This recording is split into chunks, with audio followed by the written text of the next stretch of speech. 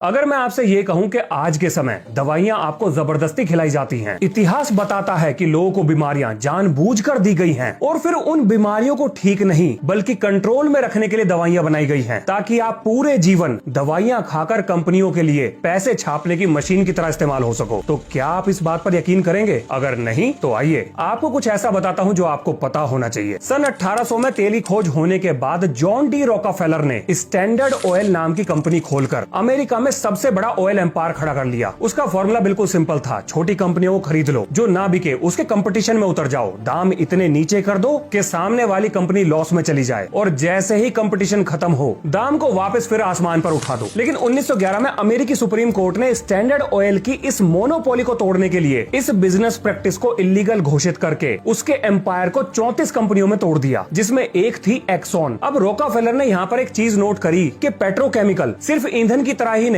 बल्कि दवाइयां बनाने में भी इस्तेमाल हो सकते हैं और पेट्रोकेमिकल से दवाइयां बनाने की जिम्मेदारी दी गई एक्सॉन को। लेकिन मार्केट में इन दवाइयों को कोई खरीदेगा क्यों जब इन दवाइयों को कोई प्रिस्क्राइब भी ना करे तो? क्योंकि उस वक्त अमेरिका में हर्बल और नेचुरोपैथी ट्रीटमेंट यही लोगों के बीच में सबसे ज्यादा पॉपुलर थे। वहाँ के डॉक्टर्स पेड़ पौधे और जड़ी बूटियों से दवाइयां बनाकर लोगों को दिया करते थे। अब यहाँ पर रॉकफेलर ने एक मास्टर स्ट्रोक खेला। उसने अपने दान दक्षिणा के हथियार का इस्तेमाल यानी कि फिलैंथ्रोपी का इस्तेमाल करके 1910 में फ्लेक्सनर रिपोर्ट पब्लिश करवाई और इसको पब्लिश करने वाला था कार्नेगी फाउंडेशन। इस रिपोर्ट में नेचुरोपैथी और हर्बल मेडिसिन को अनसाइंटिफिक डिक्लेयर कर दिया गया, जिसका इतना जबरदस्त असर हुआ कि नेचुरल मेडिसिन पढ़ाने वाले कॉलेजेस की फंडिंग बंद हो गई। सिर्फ उन्हीं मेडिकल कॉलेजेस को पैसा मिलने लगा जो एलोपैथी और पेट्रोकेमिकल बेस्ड ड्रग्स को प्रमोट करने या पढ़ाने का काम कर रहे थे। धीरे धीरे अमेरिका का पूरा हेल्थ केयर सिस्टम नेचुरोपैथी से उठकर ड्रग्स और सर्जरी के मॉडल पर शिफ्ट हो गया। अब जरा कार्नेगी फाउंडेशन के बारे में सुनो। हेनरी फोर्ड कार बनाता था। कार बनाने के लिए स्टील चाहिए और वो स्टील कार्नेगी स्टील कंपनी से आता था। स्टील को ट्रांसपोर्ट और कार को चलाने के लिए ईंधन चाहिए, वो रॉकफेलर की कंपनी देती थी। मतलब हेनरी फोर्ड, कार्नेगी और रॉकफेलर ये तीनों एक इनविजिबल चेन से जुड़े हुए थे और तीनों ही दान दक्षिणा का खेल खेलते थे। रॉकफेलर ने रॉकफेलर फाउंडेशन और कार्नेगी ने कार्नेगी फाउंडेशन की स्थापना कर रखी थी और इन्हीं की मदद से पूरी दुनिया में अपने नैरेटिव को प्रमोट करते थे। अब वापस चलते हैं अपनी कहानी पर। डॉक्टर्स वही सिलेबस पढ़ रहे थे जो रॉकफेलर चाहता था, वही दवाइयां लिख रहे थे जो फार्मा कंपनी बना रही थी। हर्बल मेडिसिन के खिलाफ नेगेटिव मीडिया कैंपेन चलाकर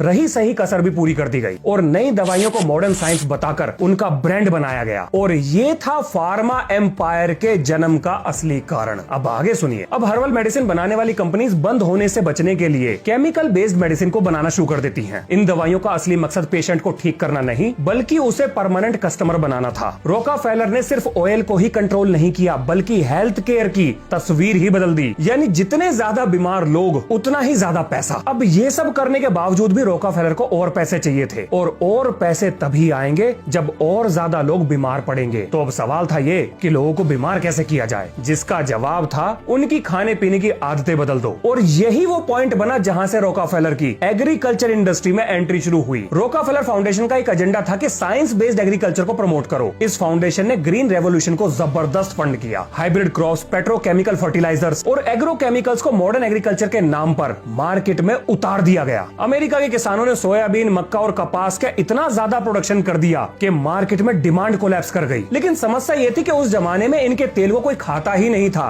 तब इन लोगों ने तेल को हाइड्रोजिनेट करना शुरू कर दिया, जिससे उसका रंग, महक और टेक्सचर बदल गया और यहाँ से मार्केट में आया आपका वनस्पति घी, जैसे भारत में इस्तेमाल होने वाला डालडा। अब ये घी मक्खन जैसा दिखता तो था और सस्ता भी था, लेकिन एक समस्या थी, लोगों को इसको इस्तेमाल करने की आदत नहीं थी। तो आदत कैसे डालें? और यहाँ पर एंट्री होती है प्रोपोगेंडा मशीन की। अब रॉकफेलर फाउंडेशन के साथ मिलकर अलग अलग लोगों ने अमेरिकन हार्ट एसोसिएशन को पैसे खिलाए। अब ये याद रखना कि इस समय पर रॉकफेलर मर गया था, लेकिन उसका बिजनेस एम्पायर इसी प्रैक्टिस को फॉलो कर रहा था। अब अमेरिकन हार्ट एसोसिएशन ने एक नैरेटिव को पुश करा कि भैया आपके घी, मक्खन और नेचुरल फैट ये हृदय के लिए, हार्ट के लिए हानिकारक है, खतरनाक है और वेजिटेबल ऑयल हेल्दी है। रॉकफेलर की दान दक्षिणा की मशीन यानी कि फिलैंथ्रोपी वर्क ने एनजीओ के माध्यम से ये जानकारी हर घर तक पहुंचा दी और अब इसका रिजल्ट देखो। जैसे ही वनस्पति घी और वेजिटेबल ऑयल लोगों की डाइट में आए, लोगों में हार्ट डिजीज, ओबेसिटी और डायबिटीज बहुत तेजी से बढ़ने लगा। जब बीमारियां बढ़ी तो मार्केट में दवाइयों की डिमांड एक्सप्लोड हो गई। इसका फायदा सबको मिला। रॉकफेलर की फार्मा केमिकल इंडस्ट्री रातों रात पैसे छापने की मशीन बन गई और ये सब होने पर सिस्टम में सब खुश थे। डॉक्टर्स की डिमांड बढ़ गई, नए मेडिकल कॉलेज खुल गए, फार्मा कंपनीज का प्रॉफिट आसमान चढ़ गया, पॉलिटिशियंस हो गए, जज हो गए, ब्यूरोक्रेट्स हो गए, सबको अपने अपने हिस्से का पैसा मिल रहा था। और यही वो कारण था जिसकी वजह से इस सिस्टम को रोकना असंभव था। अब जरा भारत की बात सुनो। हमारा देश 1947 में आजाद हो गया और भारत में प्राचीन काल से घी और सरसों के तेल को सेहत के लिए अच्छा माना जाता था। अब रोकाफेलर फाउंडेशन की मदद से भारत में एक नैरेटिव को बदलने की कोशिश की गई। आपको जानकर हैरानी होगी कि हमारे देश में ग्रीन रेवोल्यूशन यानी कि हरित क्रांति की फंडिंग रोकाफेलर फाउंडेशन के द्वारा की गई थी। मतलब औरों ने भी फंड किया था, लेकिन रोकाफेलर फाउंडेशन का भी पैसा लगा हुआ था।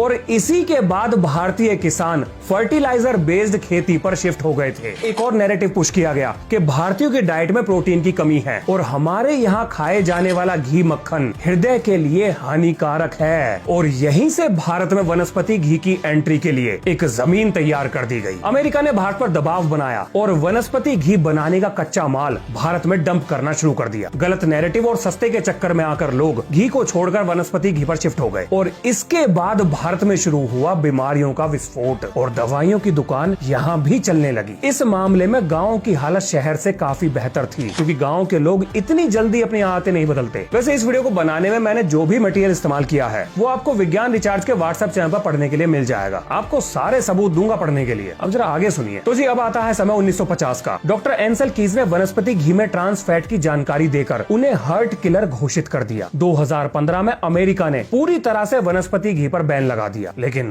भारत में क्या हुआ? ज्यादा कुछ नहीं, बस लेबल और परसेंटेज का नाटक। मतलब कंपनीज को बोला गया कि भैया 10% से ज्यादा ट्रांस फैट इसके अंदर नहीं होने चाहिए और थोड़ा पैकेट की लेबलिंग वगैरह ठीक कर लो और इसे घी बताकर मत बेचो, वनस्पति बोलकर बेच सकते हो। हाँ जी, बस इतना ही हुआ था। अब जरा आप ये समझो कि रोकाफेलर की वजह से जो केमिकल इंडस्ट्री खड़ी हुई थी उसने आम लोगों को कैसे रगड़ कर रख दिया। 1970 और 80 के दशक में कोलेस्ट्रॉल को इतना हाइप कर दिया गया कि लोगों ने लाइफ लॉन्ग उसकी मेडिसिन खानी शुरू कर दी, जिसका नतीजा निकला ये कि कोलेस्ट्रॉल को कंट्रोल करने वाली दवाइयां दुनिया में टॉप सेलिंग मेडिसिन बन गई। इसके बाद एक थ्योरी पुश करी गई केमिकल इम्बैलेंस की, कि ब्रेन में केमिकल इम्बैलेंस होने की वजह से लोग डिप्रेशन में जा रहे हैं, जिसका आज तक कोई सॉलिड प्रूफ नहीं मिला है। लेकिन फिर भी एंटी डिप्रेसेंट की मल्टी बिलियन डॉलर मार्केट खड़ी हो गई। डायबिटीज, बीपी, हार्ट डिजीज, ये बीमारियां तो फार्मा कंपनीज के लिए सोने का अंडा देने वाली मुर्गियां हैं। इन बीमारियों को खत्म करने के लिए दवाई नहीं खोजी गई, बल्कि इन्हें कंट्रोल किया गया ताकि लोग दवाइयां खाते रहें और पैसा आता रहे। क्योंकि अगर एक बार इन बीमारियों का परमानेंट इलाज मिल जाता तो मेडिसिन इंडस्ट्री का कस्टमर खत्म हो जाता। भाई साहब, डायबिटीज आज के समय मल्टी बिलियन डॉलर कमाने वाली बीमारी है। इसके नाम पर ही तो दवाइयां बिक रही हैं। आप जरा ये सुनो, अल्सर को पहले स्ट्रेस डिजीज के नाम से जाना जाता था। डॉक्टर्स अपने मरीज को एंटासिड देकर फार्मा कंपनीज को बिलियंस ऑफ डॉलर कमाने में मदद कर रहे थे। फिर 1982 में बैरी मार्शल और रॉबिन वैरन ने ये साबित कर दिया कि अल्सर बैक्टीरिया की वजह से होता है और उसे एंटीबायोटिक्स देकर ठीक किया जा सकता है। उनकी बातों पर किसी ने यकीन नहीं करा, उनकी रिसर्च को दबाने की कोशिश की गई। फिर इन दोनों साइंटिस्ट ने अपने खुद के ऊपर एक्सपेरिमेंट किए और अपनी बात को सिद्ध करने के बाद इन्हें बाद में चलकर नोबेल प्राइज दिया गया। यही हाल आपके पोलियो वैक्सीन का था। 1955 में जोनास साल्क ने पोलियो का जब परमानेंट इलाज दे दिया तो रिहैब और लाइफ लॉन्ग सपोर्ट प्रोवाइड करने वाली कंपनीज पूरी तरह से रातों रात खत्म हो गई थी। लोगों के धंधे बंद हो गए थे।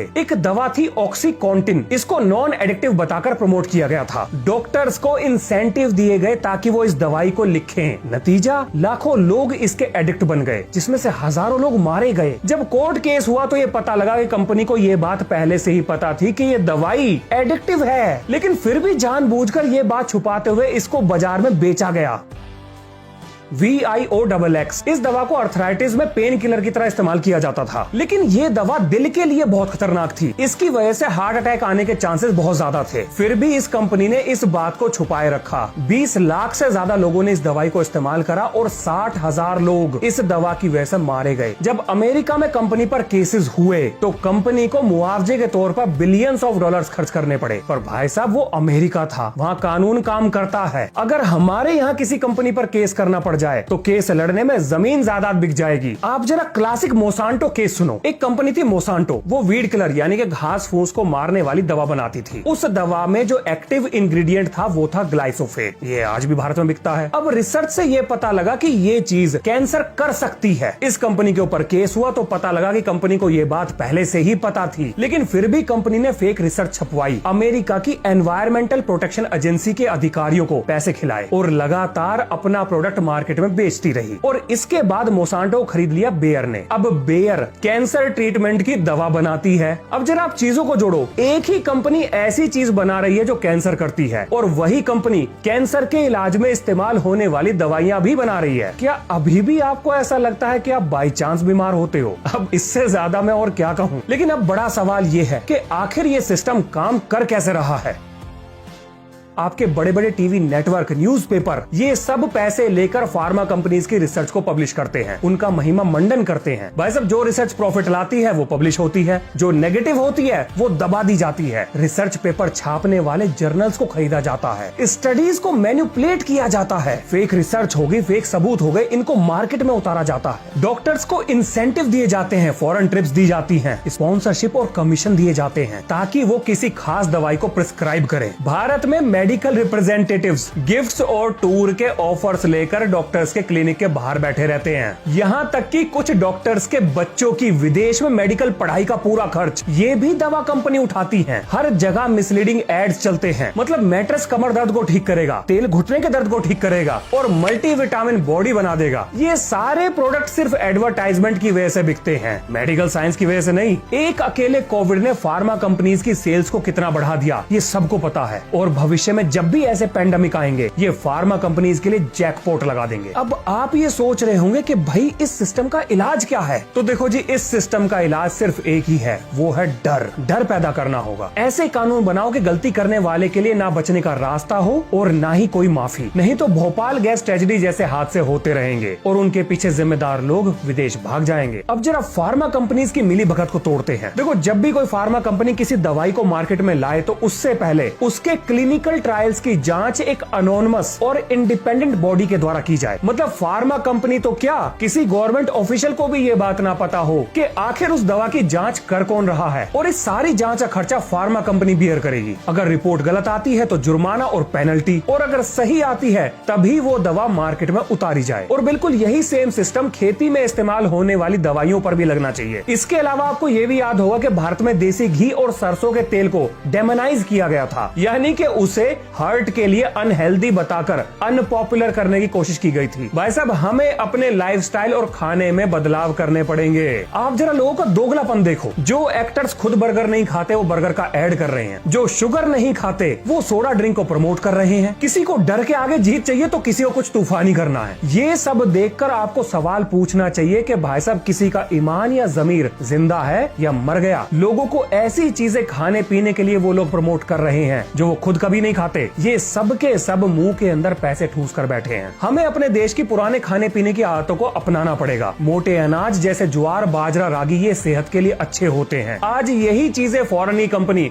हमारे देश में ब्रांड बनाकर बेच रही हैं। मतलब जो ओट्स हमारे दादा परदादा के जमाने में खाए जाते थे, आज वो हम पैकेट में खरीद कर खा रहे हैं। बहुत से देशों में तो प्रोसेस्ड फूड के ऊपर वार्निंग लिखी होती है कि इसके अंदर ये केमिकल है और इससे ये बीमारी होगी। ये सिस्टम हमें भी अपने देश में लाना पड़ेगा। प्रोसेस्ड फूड के ऊपर वार्निंग लिखी होनी चाहिए ताकि लोग अनजाने में बीमारियों का शिकार न बने। और सबसे जरूरी, बच्चों को बचाओ। स्कूल्स और कॉलेजेस में प्रोसेस्ड और फास्ट फूड पर बैन लग जाना चाहिए। तो स्कूल में सिर्फ हेल्दी ऑप्शन ही होना चाहिए। इसके अलावा इंडियन मेडिकल एजुकेशन में भी बदलाव की जरूरत है। आज के समय जो पढ़ाई का सिस्टम है वो फार्मा ड्रिवन है, वो बचाव से ज्यादा इलाज पर फोकस करता है। इसको बदलने की जरूरत है। ऐसे वेल क्वालिफाइड और ईमानदार डॉक्टर्स की टीम बनाकर जो भारत और भारतीयों की जरूरत के हिसाब से मेडिकल कॉलेजेस की स्टडीज को डिजाइन कर सकें, उन सभी को एक प्लेटफॉर्म पर लाने की जरूरत है। अब इतनी बात कर लिए तो जरा कानून पर चलो। हमारे देश में कानून एग्जिस्ट करता है, ड्रग्स एंड कॉस्मेटिक एक्ट 1940, जिसमें 2008 से पहले नकली दवाई बनाने पे या पकड़े जाने पर 5 साल की कैद और लगभग 10,000 के आसपास जुर्माना था। 2008 में इसमें संशोधन किया गया और कम से कम 10 साल की कैद और 10 लाख के जुर्माने का प्रावधान कर दिया गया। अब ये जेल इससे ज्यादा भी हो सकती है और ऐसे केसेस में पुलिस बिना वारंट के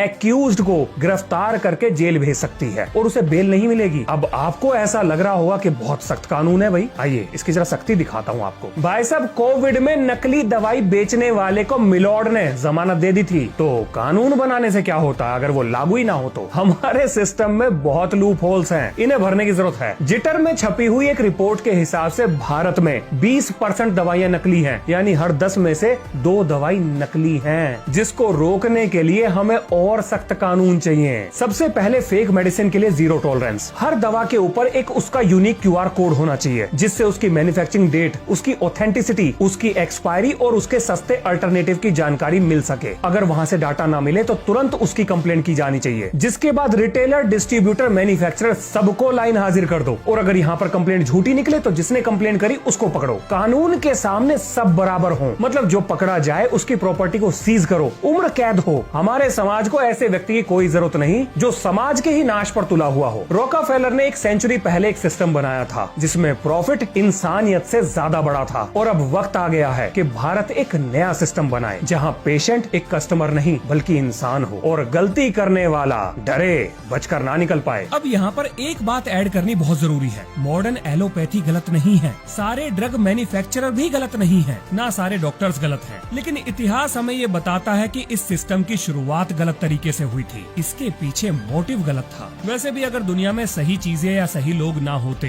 तो अब तक ये सिस्टम आधी दुनिया को निपटा चुका होता। बाकी अगर आपको भी कोई अपनी तरफ से सजेशन देना हो तो कमेंट बॉक्स खुला है। तो इसी नोट के संग ये है इस वीडियो का अंत। मिलते हैं नेक्स्ट वीडियो में। जय हिंद, जय भारत।